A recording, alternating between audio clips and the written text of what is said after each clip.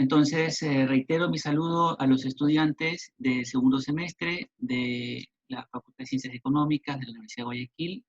Esta parte de la sesión está siendo grabada para, en la medida de lo posible, subirla a la plataforma, ¿no? Y que los estudiantes que tengan problemas con conectividad puedan acceder al mismo. Vamos a intentar desarrollar el contenido de la primera semana de la unidad número 1, nociones básicas de epistemología y sus problemas fundamentales. Y estamos empezando con qué es la epistemología de la ciencia económica, ¿no? Que es el nombre de nuestra materia.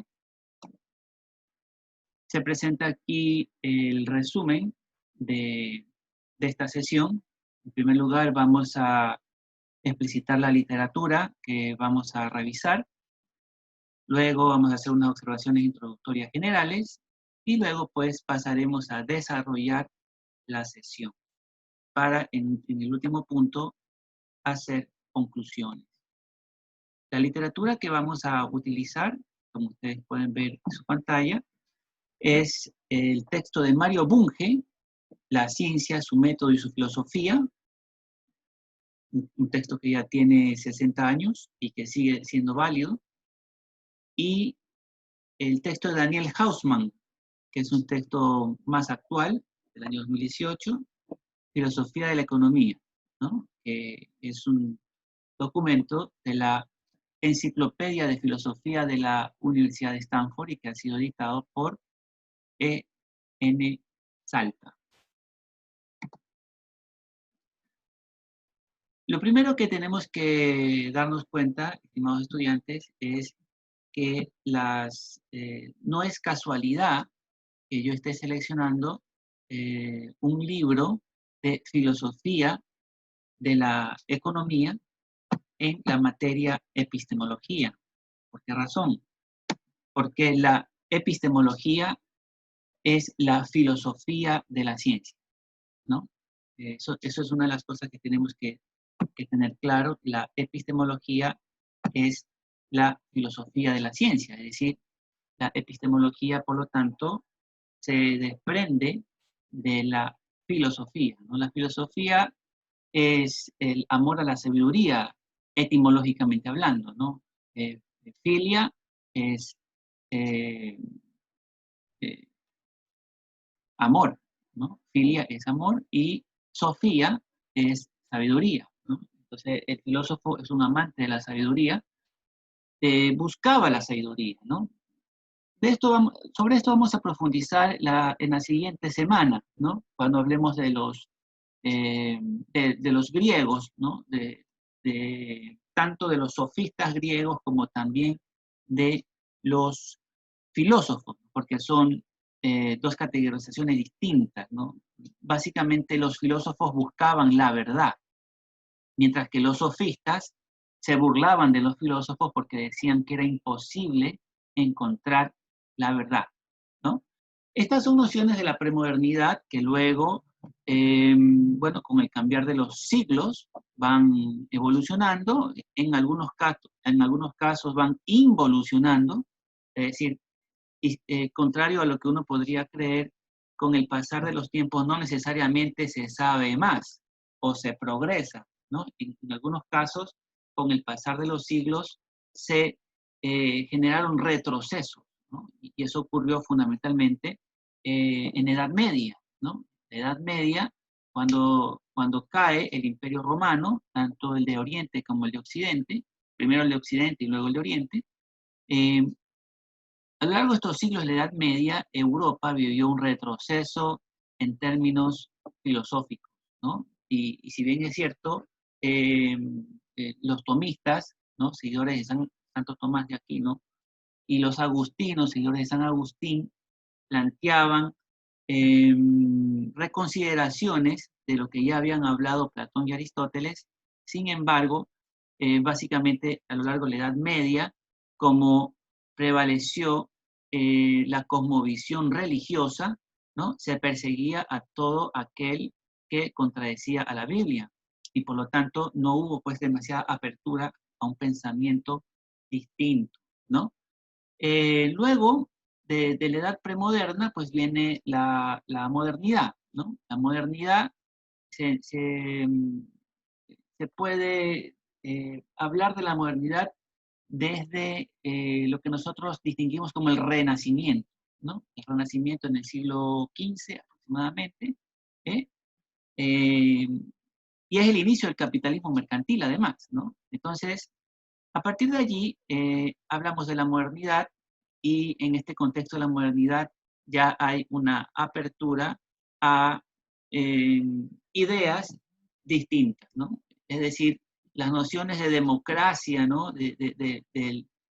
Donde se impone la voluntad de las mayorías, ¿no? Y el término de las libertades, ¿no? Libertad de pensamiento, libertad de expresión, no han sido realidades de toda la humanidad, ¿no? Esto es relativamente un fruto de la modernidad, ¿no? Entonces, la modernidad, pues, de alguna forma actualiza el quehacer filosófico, ¿no?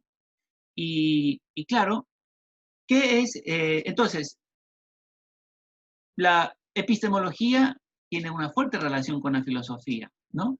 Pero eh, tiene nombre y apellido, ¿no? Dice filosofía de la ciencia, ¿no? Entonces uno dice, bueno, ¿y desde cuándo se habla de ciencia? Bueno, la ciencia está relacionada con la modernidad, ¿no? Es decir, antes de la Edad Moderna no había ciencia. En la Edad Antigua no había ciencia. En la Edad Media no había ciencia, ¿no? Había doxa, pero no había episteme, ¿no? Por cierto, estas diferencias entre doxa y episteme son planteadas fundamentalmente por Platón, ¿no? Por eso es que vamos a decir en estas 4 primeras semanas, cuando revisemos la unidad número 1, estas primeras 4 semanas del curso, vamos a, como para que ustedes tengan una facilidad de comprensión, vamos a decir que está influida bajo la maldición platónica, ¿no? Es decir, bajo la cosmovisión de Platón, quien en su libro El Banquete diferencia entre lo que es la doxa y la episteme, ¿no?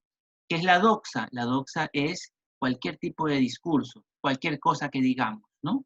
En cambio, la episteme es un discurso ya riguroso, ¿no? La verdad, digamos así, ¿no? Entonces, eh, Platón, como era filósofo, decía, y como era buscador de la verdad, decía que los filósofos hacían episteme, o sea, buscaban y desarrollaban la verdad, no hacían doxa, que la doxa, es decir, la retórica, era lo que hacían los sofistas, ¿no? En cambio, los sofistas se burlaban de los filósofos y decían, es imposible encontrar la verdad única no existe, existen múltiples verdades, ¿no? Y en ese sentido había una constante frustración, ¿no? Por ejemplo, los filósofos eh, les fastidiaba escuchar a los sofistas, ¿no? Y los sofistas, pues que eran irreverentes, se burlaban de los filósofos, ¿no? El sofista más conocido es Diógenes, que es de la escuela de los cínicos, ¿no? Pero no fue el único, ¿no? Ni el más, pero es el más conocido, ¿no? De cualquier forma, el punto clave aquí es que Platón decía, doxa cualquiera, pero episteme los filósofos, ¿no? Porque nosotros buscamos la verdad rigurosa, que es un conocimiento eh, elevado, ¿no? Solamente unos pocos, los más inteligentes, digamos así, ¿no? Eran los que tenían la capacidad de llegar al episteme. ¿Y por qué digo que en estas 4 primeras semanas vamos a hablar de la maldición platónica? Porque resulta que Platón estaba convencido de que se podía llegar a una verdad única. Y como hemos dicho desde la clase de ayer, y como lo mencioné en el video introductorio, en la ciencia no existe la verdad científica, ¿ya? Eso es algo muy importante que tenemos que nosotros tener súper claro. Cuando estamos hablando de las ciencias económicas o de cualquier ciencia, nosotros no estamos hablando de que vamos a encontrar la verdad única, sino que vamos a encontrar conocimiento riguroso, sí, conocimiento sistemático, indiscutiblemente, pero conocimiento falible, ¿no? Y la verdad es infalible, ¿ya? La ciencia no es no es una empresa de verdades infalibles, sino de verdades falibles. Y por lo tanto, no está a la altura del planteamiento epistémico platónico, ¿ya? Entonces, esta visión platónica de que se puede llegar a la verdad es destruida desde la epistemología, ¿no? Ahora, eh, esa visión platónica, curiosamente, no es solamente de la premodernidad, ¿no? Sino que también avanza hasta la modernidad, ¿no? Y contamina tanto a los dos principales filósofos de la modernidad, ¿no? Tanto a Descartes, que es un racionalista, como a eh, David Hume, que es un empirista, ¿no? Nosotros vamos a revisar sobre Descartes y Hume en la tercera semana, ¿no? Porque ahorita le estoy haciendo nada más como una panorámica. Sobre los griegos vamos a hablar más a profundidad la semana que viene, ¿ya? Pero un poco ya les adelanto que todo esto está relacionado con la visión ya superada de Platón de la posibilidad de llegar a una verdad única, ¿no? A la epistemia, a la gran epistemia. Bueno, la epistemología, en ese sentido, el tratado sobre la epistemia, el tratado sobre la ciencia, se ocupa de características generales, como por ejemplo de cómo explican las ciencias, ¿ya? Porque las ciencias explican, pero explican de una manera distinta a las ideologías, por ejemplo, porque las ideologías también explican, pero no explican de la misma manera las ciencias que las ideologías. ¿Cómo se prueban las teorías científicas? ¿No? Esto es muy importante porque la ciencia es fundamentalmente verificable, ¿no? Y por lo tanto tiene un halo de empirismo implícito, ¿no? ¿Y en qué consiste el progreso científico? Miren ustedes estas dos preguntas que están aquí, ¿cómo explican las ciencias y cómo se prueban las teorías científicas? Ustedes tienen que, si es posible, con sus hojitas que están allí tomando apuntes, relacionen la primera pregunta, ¿cómo explican las ciencias? Eso está relacionado con los racionalistas, ¿ya?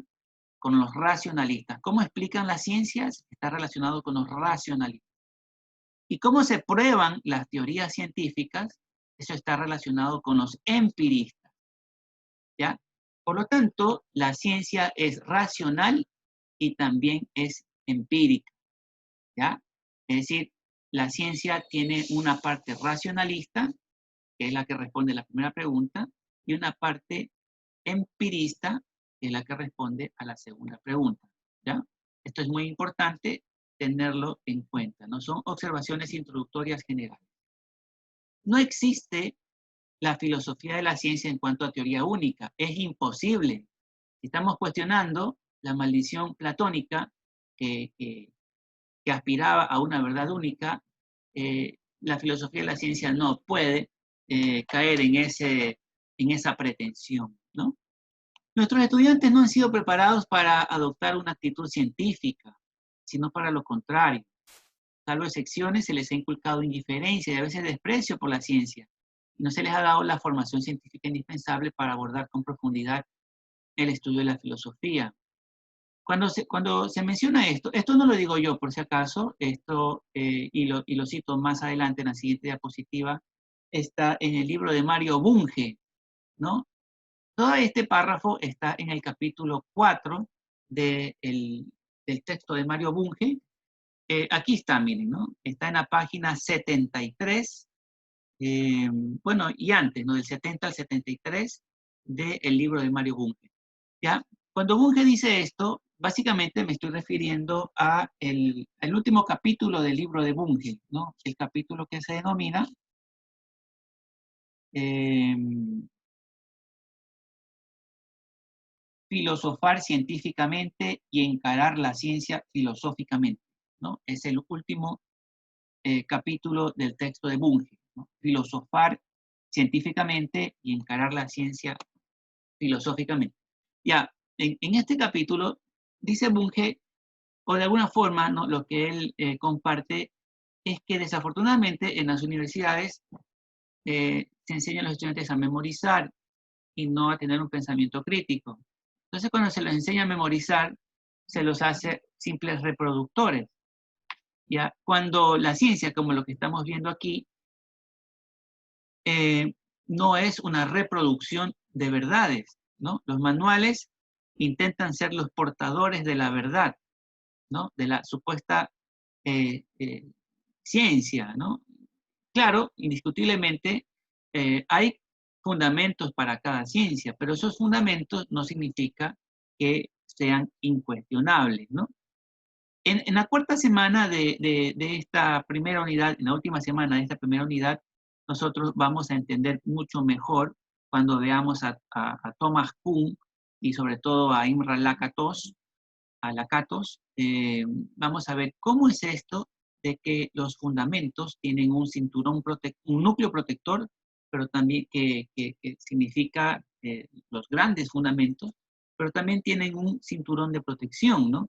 Y ese cinturón de protección implica de que está abierto a la crítica, ¿no? Porque la ciencia es, como lo hemos dicho, es abierta, ¿no? La ciencia es abierta y es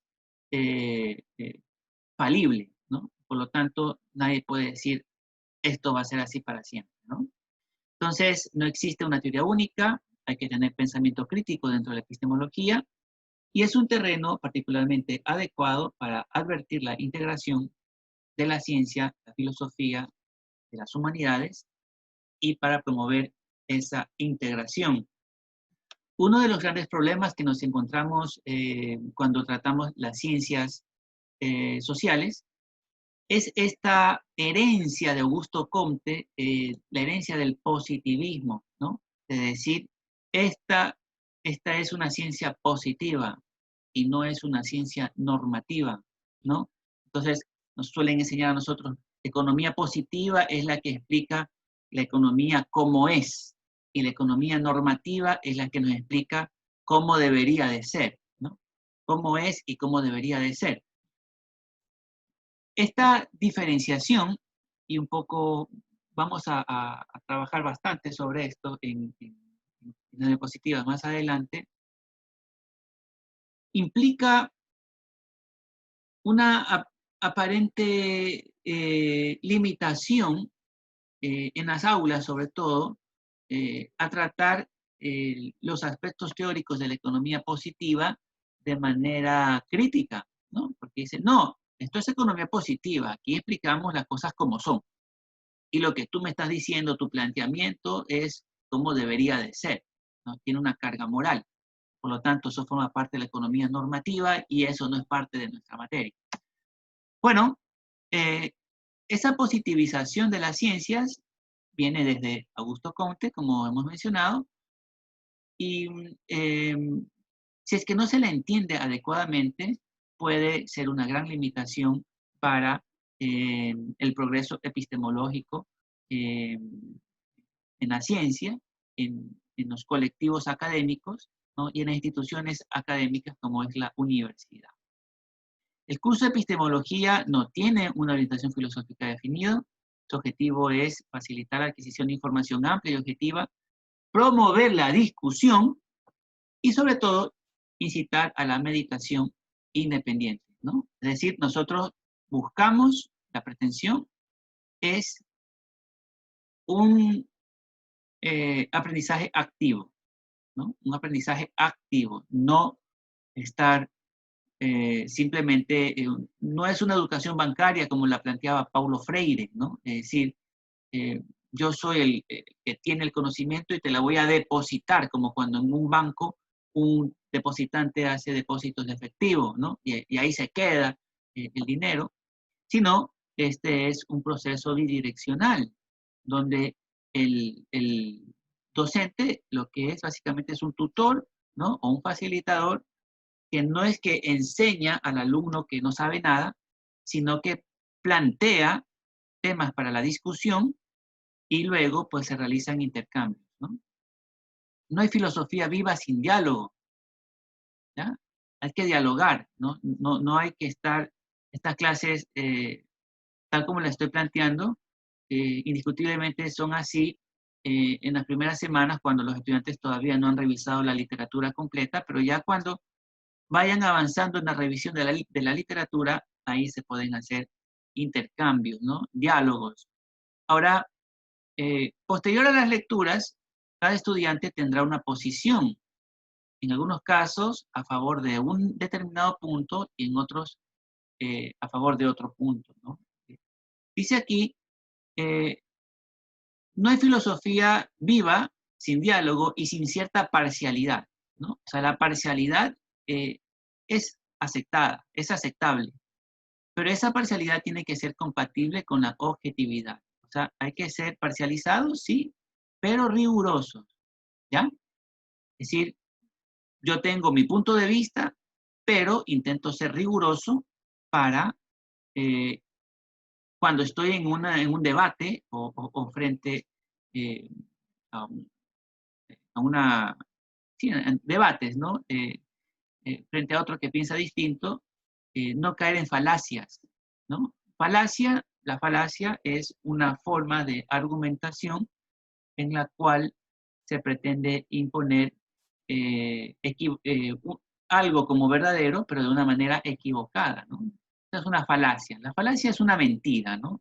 Es una mentira que parece verdadera, pero que tiene una falla de razonamiento, ¿no? Ya de las falacias nos advirtió Aristóteles, ¿no? En la antigua Grecia, eh, y él pues precisamente desarrolló un sistema lógico formal para evitar incurrir en falacias, ¿no? Eh, Cuando se filosofa sobre un tema, se dialoga con alguien y se teoriza contra alguien, ¿no? Pero eh, hay que recordar que cuando estamos en contra de los argumentos de una persona, no estamos en contra de la persona, estamos en contra del argumento. Por lo tanto, hay que evitar las falacias ad hominem, ¿no? ¿Qué es la falacia ad hominem? Cuando, cuando usted escucha algo que no le agrada, se va en contra del portador de la idea y no se va en contra de la idea, ¿no? Eso es falacia ad hominem, ¿no? Entonces, por decir, una chica está defendiendo un argumento feminista, ¿no? Entonces, en vez de refutar el argumento, en vez de irse en contra del argumento, le dice, ah, que tú eres una feminazi, ¿no? Eso de allí esa es una falacia ad hominem, ¿no? Es decir, no se va en contra del argumento, sino se va en contra de la persona. Eso es lo que hay que evitar en la ciencia, ¿no? Las universidades se puede decir que son exitosas en la medida que promueven el debate, promueven la construcción de nuevas ideas en un contexto de respeto y de evitar estos argumentos, estas falacias ad hominem, ¿no? Eso hay que desterrarlo. Eso no es deseable en lo absoluto, ¿no? Eh, ya cuando hablamos en concreto de la epistemología de la economía, ¿no? Uno de los mejores libros que he encontrado en español es el de Marc Bloch, y el cual ya está subido en la plataforma. Se llama La metodología de la economía o cómo explican los economistas. Otro buen libro también es el de Héctor Castaño, que se lo utilizaba en la facultad, por lo menos yo lo estaba utilizando el semestre pasado. Ese texto no está en digital, lo estoy escaneando, todavía no me sale bien el escaneo, pero ya cuando lo tenga escaneado por capítulos, lo iré también subiendo a la plataforma. Es un libro bastante bien desarrollado también, ¿no? Entonces, en epistemología de la economía, lo que nos preguntamos es cómo explican los modelos económicos los economistas. Si esos modelos económicos son abstractos. ¿Por qué los economistas usan modelos normativos en las teorías descriptivas? ¿Y cuál es la relación entre la microeconomía y la macroeconomía? ¿No? Estas son preguntas que iremos desarrollando ya no en la primera unidad, sino en las siguientes unidades, de la 2 a la 4. La epistemología cuestiona las cosas que se dan por sentadas, trata de entender lo que está pasando, hace las cosas lo más explícitas posibles, y aunque no le encontramos una utilidad directa, la utilidad no lo es todo. porque más importante todavía, y sobre todo en estos contextos que estamos recién iniciando nuestra formación universitaria, lo importante es la comprensión, ¿no? Lo que está en estas diapositivas, como les he mencionado, ya está subido a la plataforma, ¿no? De tal manera de que es importante que anoten aquello que no está en las diapositivas, más que lo que está en la diapositiva. En la epistemología todo es controversial, por tanto, nadie habla con autoridad absoluta, ¿no? Y en ese nadie me incluyo yo. No puedo hablar con autoridad absoluta. Bien, dichas estas consideraciones iniciales, vamos a empezar a desarrollar nuestro primer texto, La ciencia, su método y su filosofía. Texto de Mario Bunge. En el primer capítulo, este texto de Mario Bunge tiene 4 capítulos, ¿no? El primer capítulo se llama ¿Qué es la ciencia? El segundo capítulo, ¿cuál es el método de la ciencia? El tercero, ¿qué es la ley científica? Y el último, filosofar científicamente y encarar la ciencia filosóficamente. Ya me he referido más o menos a algunos puntos del capítulo 4 en la parte introductoria, y ahora voy a desarrollar el capítulo 1 y el capítulo 2. ¿Qué es la ciencia, según Mario Bunge? Mario Bunge da una definición muy concreta y que creo que vale la pena que la recordemos, ¿no? Dice, es un cuerpo de ideas que se caracteriza como conocimiento racional, sistemático, exacto, verificable y por consiguiente falible. Plantea 5 palabras, Bunge, para definir lo que es la ciencia. Dice que es racional, dice que es sistemático, dice que es exacto, dice que es verificable y dice que es falible. Estas 5 palabras que están en la definición, luego son desarrolladas en este mismo capítulo 1, entre las páginas 10 a la página 23, cuando él hace el inventario de las principales características de la ciencia, ¿no? Y en esas características plantea 15 características. Pero si nos damos cuenta, y lo he puesto con color verde para que lo diferenciemos, dentro de esas 15 características, si ustedes cuentan, la 14, la 9, la 7, la 5 y la 3, hay 5 características que son las mismas 5 que están en la definición. Es decir, en la definición él dice que es racional, sistemático, exacto, verificable y por consiguiente falible.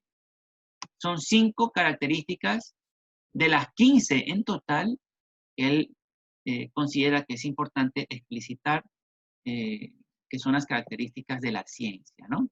Entonces, son 15 características, pero en la definición él considera 5. Quedémonos con estas 5 palabras, ¿no?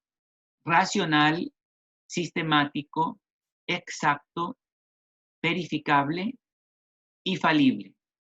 Y ya las vamos a volver a ver con más detalle cuando veamos las 15 características del conocimiento científico, ¿no? Bueno, las 2 claves, lo que hay que recordar, ¿no? Y aquí un poco nos vamos a adelantar solamente como referencia. La ciencia tiene, para poder ser entendida,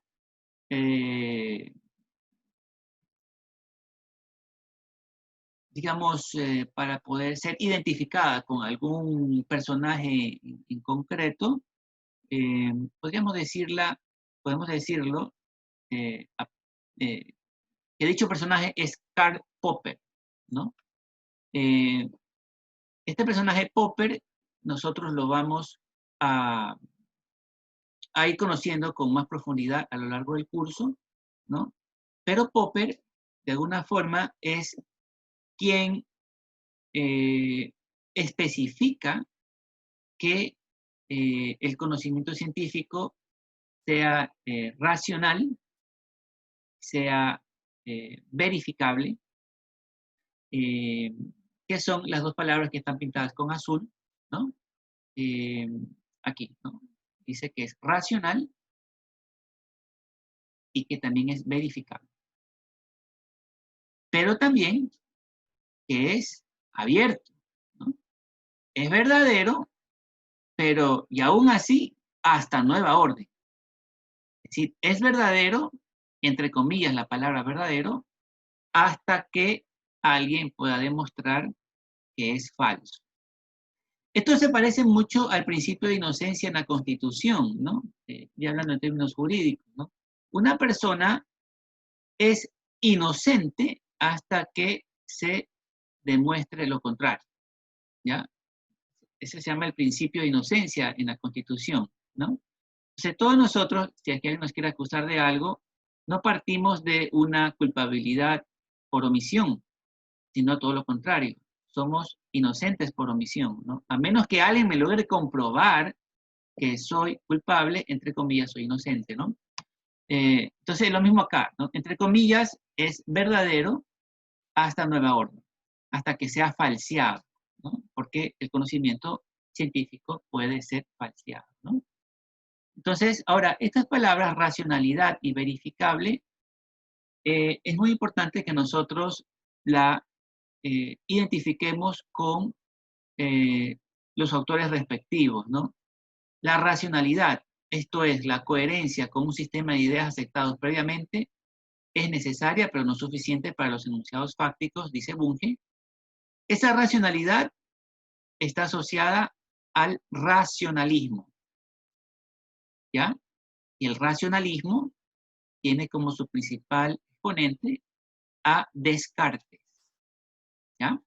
Entonces, la racionalidad que está explicitada en la página 9 del libro de Bunge hace referencia a la filosofía racionalista, ¿no? Y el principal filósofo racionalista fue René Descartes, que no fue el único, ¿no? También Leibniz y otros más, pero nos vamos a quedar con Descartes, ¿no? Y precisamente sobre Descartes y los racionalistas vamos a trabajar la semana que viene, ¿no? Tiene que ser verificable, ¿ya? Esta verificabilidad implica que tiene que tener conexión con la realidad. Dice allí, además de racionalidad, exigimos que los enunciados de las ciencias prácticas que sean verificables en la experiencia, o sea, en la realidad. Únicamente después que hayan pasado las pruebas de verificación empírica, podrá considerarse que un enunciado es adecuado a su objeto. Ya, cuando hablamos de verificable, hacemos referencia a la otra escuela filosófica de la modernidad, que es el empirismo, ¿ya? Y el principal empirista es David Hume, ¿no? David H-U-M-E, ¿no? David Hume, ¿no? Entonces, David Hume es de los empiristas, ¿no? Entonces, racionalistas, Descartes. Empiristas, David Hume. Ya en este texto de Bunge, sin que lo diga explícitamente, Bunge está aceptando que la epistemología recoge una herencia tanto de la racionalidad cartesiana como del empirismo de Hume, ¿no? Ahora, ¿quién fue el que logró unir estas dos posturas que aparentemente son paralelas, ¿no? La racionalidad dice que lo que importan son las ideas. El empirismo dice que lo que importa es la experiencia, la realidad, los hechos. ¿Qué es importante, las ideas o los hechos? Parecía una dicotomía, ¿no? Parecía una disyuntiva, parecía que eran dos caminos que no podían caminarse juntos. Pero quien tuvo la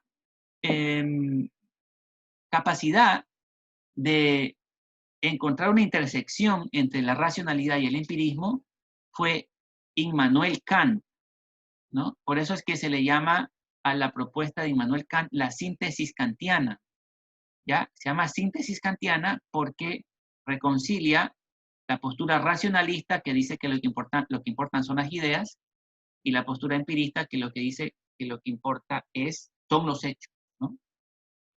Por lo tanto, y bueno, luego de Kant, Popper mejora la síntesis kantiana, por eso es que digo que la la ciencia moderna es fundamentalmente popperiano. Inventario de las principales características de la ciencia. Es un conocimiento fáctico, ¿no? Parte de los hechos, pero no es solo fáctico, trasciende los hechos. O sea, parte de los hechos, pero trasciende los hechos, ¿no? Es decir, por decir, tenemos un cuerpo teórico que dice que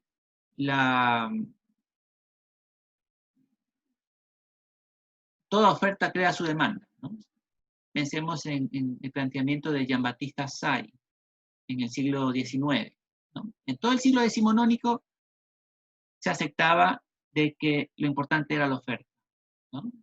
Basta que se produzca, que toda oferta crea su demanda inevitablemente.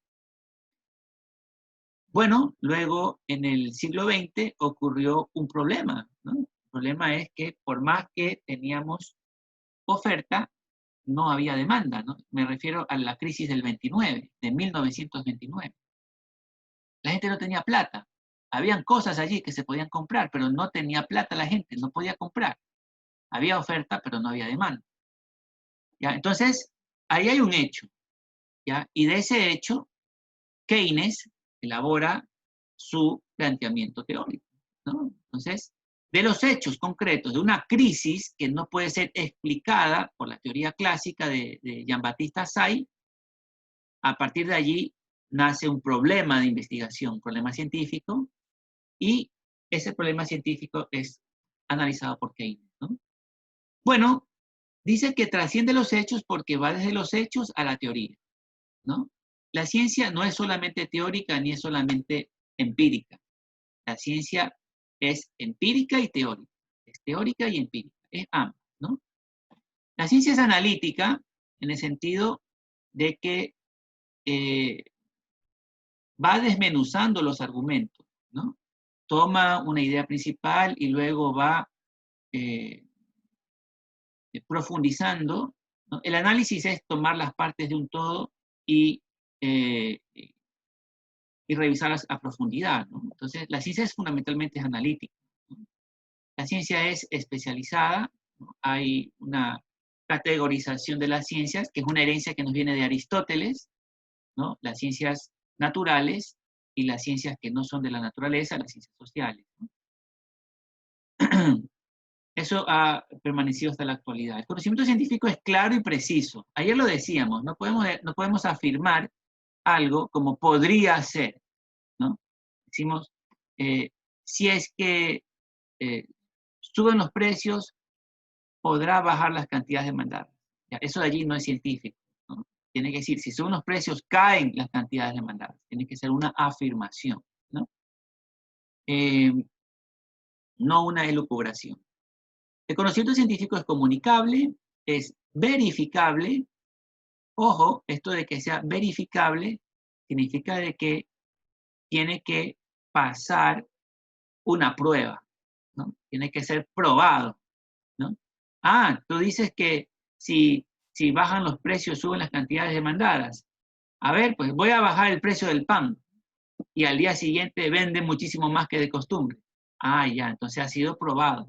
Sí, porque justamente en este día bajé los precios y justo cuando bajé los precios vendí más, ¿no? Entonces, es verificable. La investigación científica es metódica, tiene un método. Justamente ese método lo vamos a ver a continuación. Es sistemática, no son teorías desconectadas, sino que hay una conexión entre ellas, ¿no? Es general, intenta ser general, aunque luego, después de Popper, pues se dirán que esa generalidad se pone a discusión, ¿no? El conocimiento científico es legal, hay leyes científicas, es explicativo, es predictivo, es abierta, significa que es falible, y la ciencia es útil, ¿no? Nos sirve para tomar decisiones correctas y para que nos beneficiemos de ese avance, el fondo común de la ciencia. Cuando se plantea los puntos 12 y 13, que la ciencia es explicativa y que la ciencia es predictiva, esos son dos puntos que hay que recordar porque en el futuro vamos a hacer referencia a ellos, ¿no? Concretamente en economía, la economía clásica creía en el punto 12, ¿no? Que la ciencia es fundamentalmente explicativa. Los economistas clásicos explican por excelencia, ¿no? Son grandes deductivistas, digamos así. Explican eh, cada uno de los conceptos, ¿no? La economía clásica del siglo XIX. Sin embargo, el siglo XX exige que además de que sea explicativo, que la economía también tiene que predecir, ¿no? Y en ese sentido, eh, el personaje clave es John Stuart Mill, ¿no? John Stuart Mill es eh, quien plantea un empirismo inicial que luego es mejorado por Popper, ¿no? Y a partir de Popper, pues, se plantea de que el conocimiento científico no solo tiene que explicar, sino que también tiene que predecir. Esto lo vamos a ver con mucho más detenimiento en el libro de Mark Blau, ¿no? El libro de Mark. Bien, ¿qué más dice Bunge? Hasta allí Bunge, el capítulo número 1.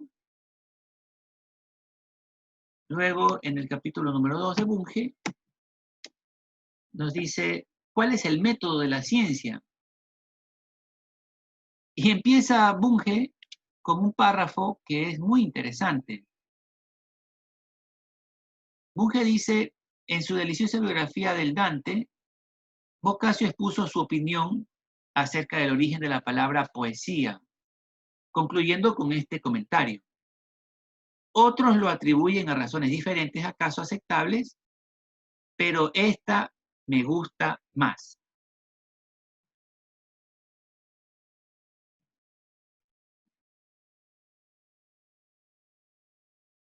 Entonces, esto significa un subjetivismo, decir, yo creo o yo voy a tomar como válida la teoría de Jean-Baptiste Say, ¿no? De que toda oferta crea su demanda. Ay, ¿cómo así? Porque me gusta, ¿no? Me gusta esta definición y por lo tanto, para mí esta es la mejor de todas. Ya, ese subjetivismo eso no es ciencia, ¿no? Por eso le he puesto aquí un stop, ¿no? Esto no es ciencia, ¿no? Este no es el método de la ciencia, ¿ya? Es decir, porque me gusta, digo que esto es verdadero. No, ese no es un criterio válido, ¿no? El criterio subjetivo no es un criterio válido. Peor aún, bueno, hay otros criterios que supuestamente no son subjetivos, ¿no? Intentan ser objetivos, pero ese objeto al cual hacen referencia es un supuesto texto de autoridad, ¿no? Y eso es lo que Bunge le llama la falacia de autoridad, ¿ya? La falacia de autoridad se reconoce como la típica falacia de la premodernidad, ¿no? Cuando yo les mencionaba de la maldición platónica que envuelve a la epistemología de la ciencia antes de Popper, me refiero a esa visión en la cual Platón dice que es posible llegar a la verdad, ¿no? Y que esa verdad, ese criterio de verdad, en el caso de Platón, puede ser por la autoridad o la eminencia de alguien que es sumamente reconocido, esa persona dijo algo y bueno, nos remitimos a lo que esa persona dijo, ¿no? Entonces, esa es una falacia de autoridad y eso no es científico tampoco, ¿no? Y esta falacia de autoridad, insisto, fundamentalmente viene desde la época premoderna. Dice Bunge, el recurso del gusto no era, por supuesto, peor que el argumento de autoridad. Criterio de verdad que ha mantenido enjaulado el pensamiento durante tanto tiempo y con tanta eficacia. Desgraciadamente, la mayoría de la gente, y hasta la mayoría de los filósofos, aún creen u obran como si creyeran que la manera correcta de decir el valor de verdad de un enunciado es someterlo a la prueba de algún texto, ¿ya? Eso no es científico. Decir, eh, bueno, las típicas, los típicos discursos que uno escucha en televisión, ¿no? Que dicen, no, la mano invisible, Adam Smith dijo esto, ¿no? Y, y se refieren al texto de Adam Smith, ¿no? Primero que es una referencia bastante olímpica muchas veces, ¿no? Porque Adam Smith, eh, si bien es cierto que mencionó el tema de la mano invisible en su libro, la riqueza de las naciones, ni esa es su principal tesis, ni esa es una tesis desarrollada ampliamente dentro del libro de Adam Smith, ¿no? Adam Smith plantea es la teoría del valor trabajo, ¿no? Y en el cual la productividad permite mejorar, digamos, la división del trabajo permite mejorar la producción. Esa es la idea principal del planteamiento de Adam Smith. Claro, claro que menciona el tema del libre mercado y claro que menciona eh, el tema de la mano invisible, ¿no? Pero no lo hace como parte de su programa de investigación o como una especie de su tesis principal, ¿no? Sino que casi que es algo accesorio, casi algo marginal. Sin embargo, eh, el libro de Adam Smith está dividido en seis partes, ¿no? Y, y se quiere hacer creer de que Smith se plantea contrario a la intervención del Estado, ¿no? Y que Smith solamente defiende la intervención del Estado mínimo, que se encargue de hacer respetar la propiedad privada, hacer respetar los contratos y de la defensa nacional. Pero ese Estado mínimo no es, pues, precisamente correspondiente con el planteamiento de Adam Smith, ¿no? El libro de Adam Smith es extenso, y de hecho la obra filosófica de Adam Smith no se limita a la riqueza de las naciones. Antes de ese libro tenemos el Tratado de los Sentimientos Morales, donde Smith da una visión normativa muy interesante sobre cómo debería de cuáles son los valores defendibles del liberalismo moderno, ¿no? En todo caso, hacer referencia exclusivamente a un texto, ¿no? Eh, esa es una especie de razonar bajo el criterio de autoridad, ¿no? Y ese en realidad no es un razonamiento, es una falacia, ¿no? Vamos a profundizar el tema de la falacia de autoridad la siguiente semana, ¿no? Así que simplemente les menciono que ni el subjetivismo ni la falacia de autoridad forman parte del método científico, ¿no? Sino que eh, ¿cuál es ese método de la ciencia que dice Bunge? Bueno, el método de la ciencia tiene 5 pasos fundamentalmente, ¿no? Primero, se hace el planteamiento de un problema de investigación, luego se construye un modelo teórico. Este planteamiento del problema de investigación parte de la realidad. Por lo tanto, este punto 1 tiene un ingrediente empirista, ¿no? Porque parte de la realidad. El punto 2, la construcción de un modelo teórico, tiene un ingrediente racionalista, ¿no? Porque habla de teorías, habla de ideas, ¿no? La ciencia no desprecia las ideas, ¿no? Parte de la realidad, luego construye un modelo teórico, que es fundamentalmente el campo de las ideas, deduce consecuencias particulares, es decir, se atreve a predecir. Dice, bueno, en base a esto, yo afirmo que esto va a pasar, ¿no? Se construye una hipótesis. Luego de construir esa hipótesis, se la somete a prueba, ¿no? Se la somete a prueba a través de las herramientas empíricas que se utilizan en economía, ¿no? en este caso, la estadística y la econometría. Y una vez que se pone a prueba de hipótesis, se sacan conclusiones. Ese es el método científico. No se basa en, es que a mí me gusta esto y por lo tanto así debería de ser, ¿no? O yo digo, esto es verdadero. O peor aún, decir porque dice eso la teoría tal. O sea, el componente teórico es necesario, pero no es suficiente, ¿no? Si es que lo queremos hacer creer la referencia a un texto como una condición suficiente, no estamos siendo científicos, ¿ya? Estamos siendo limitados, estamos siendo exclusivamente racionalistas, nada más, ¿no? Bien, hasta allí hemos cubierto el primer texto, ¿no? El texto de Bunge.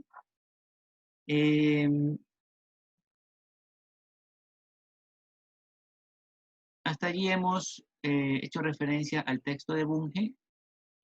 Hemos cubierto nuestra primera hora y vamos a continuación de esto, nos vamos a desconectar del video, ¿no? Y vamos a pasar a trabajar en la plataforma virtual, ¿ya? En la plataforma virtual, en la cual,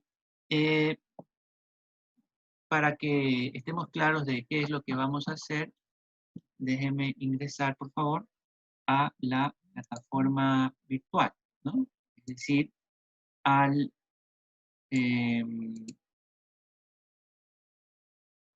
campus virtual, ¿no? Campus virtual.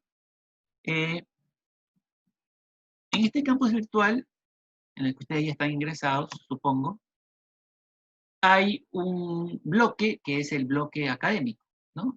En la materia de epistemología.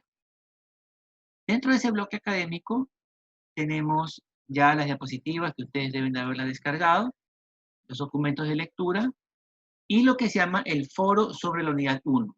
Ese foro sobre la unidad 1 está en la sección retroalimentación. Ya, en esa sección retroalimentación está el foro sobre la unidad 1 y vamos a el área de discusión sobre los puntos revisados en esta primera semana, ¿no? Entonces, ¿qué es lo que vamos a trabajar allí? Yo les voy a plantear unas preguntas. La clase es hasta las 12, ¿no? Son las 10 apenas. Entonces, ustedes con el libro abierto, con las diapositivas, no el libro abierto, con las diapositivas descargadas, ¿no? Yo les voy haciendo preguntas, ¿no? A través del chat, a través del foro, y cada uno de ustedes va a ir respondiendo y más o menos vamos a ir ratificando lo que aparentemente hemos estado aprendiendo, ¿no? He intentado explicar unos cuantos puntos y no estoy seguro si es que me he hecho entender adecuadamente o no, ¿no? Entonces, esta es la manera como vamos a poder confirmar aquellos aprendizajes. Hay estudiantes que lamentablemente no aparecen, como me dice Briseida, no aparecen todavía matriculados en la plataforma, ¿no? Recordemos que esta parte es una parte no calificada, ¿no? La retroalimentación, o le llaman también sección de rebote, esto no es calificado todavía, ¿no? Y peor aún, pues si no están en la plataforma. Por lo tanto, ahí yo sí lamento, o sea, no tengo cómo, me gustaría cómo resolver aquello. En todo caso, lo que podríamos hacer es, de 10 a 11, por lo menos, vamos a estar trabajando en la plataforma y luego a las 11 es muy probable que nos volvamos a conectar con otro video de la otra parte, ¿no? De la parte de Hausmann. Y bueno, pues lo que les sugeriría a aquellas personas que todavía no están en la plataforma, pues que aprovechemos y leamos el texto de Bunge. Lo que podríamos hacer tal vez es que me envíen su... Yo les voy a poner aquí mi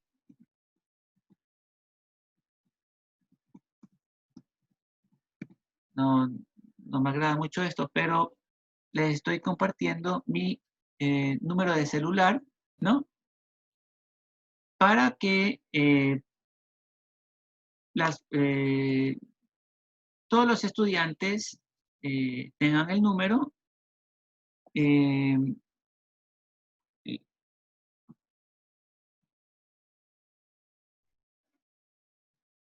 Confirmen si están recibiendo. Ya. Ay, no, no.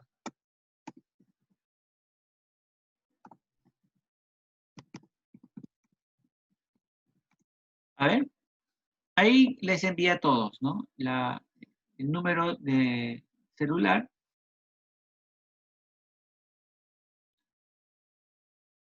para que eh, creemos un grupo, ¿no? Para que creemos un grupo. Em, no sé si ahora les voy a habilitar el micrófono a todos. Em, Quisiera que alguna persona voluntariamente se ofrezca a ser el administrador del grupo de WhatsApp, ¿no? Alguna persona, alguien que le guste administrar grupos. El primero lo voy a declarar administrador del grupo. A ver. ¿No hay voluntarios? ¿Hay algún voluntario? Nadie.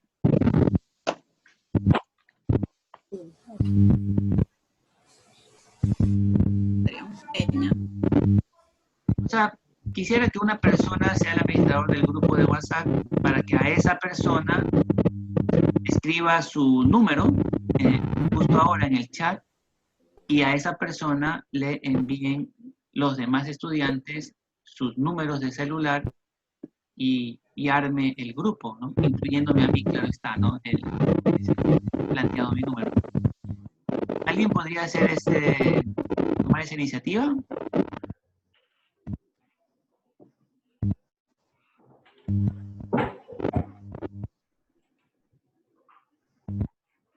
¿Sí me estoy haciendo entender? ¿Sí me están escuchando?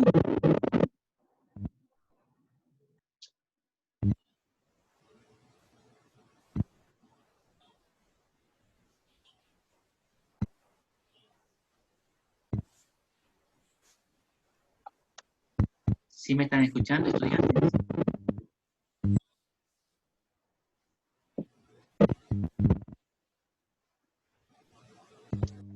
Ok.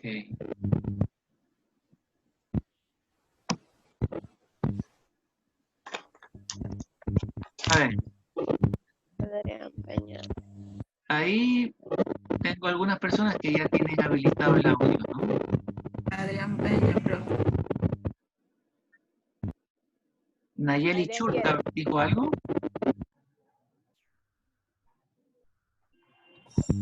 Adrián Peña.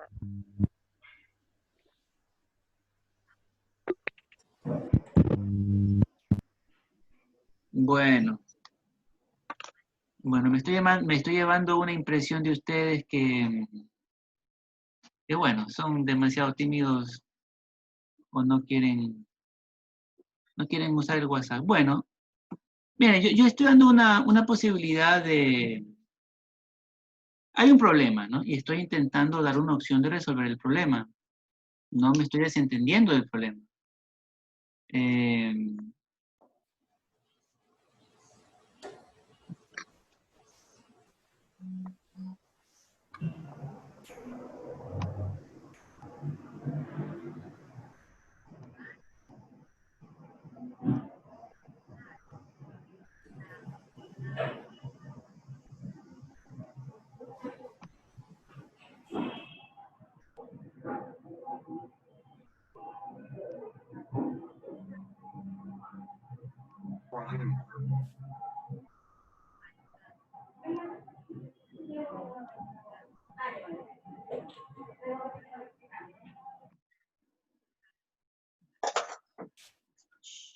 Bien. Ya, entonces, Kevin, Ricardo.